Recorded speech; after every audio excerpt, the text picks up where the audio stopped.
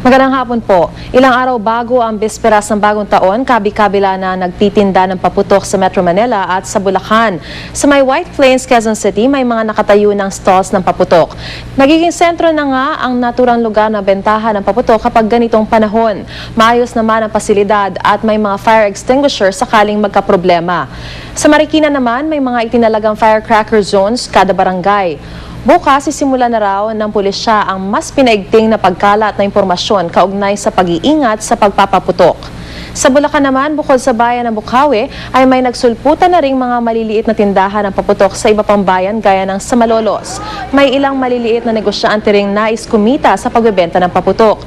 Ang kanilang mga pwesto sa harap ng kani-kanilang bahay.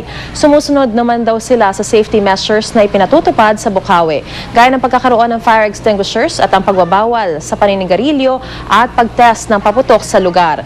Hindi rin daw sila nagbebenta ng paputok sa mga bata maliban lang sa lusis. Ayon sa isang tenderong may 10 taon nang nagbebenta ng paputok, sobrang tumal ang benta ngayon ng paputok. Pero inaasahan nilang lalakas pa ang benta nila habang papalapit na ang bisperas ng bagong taon. Mula sa Tahanan ng Katotohanan, ako po si Mariz Umali.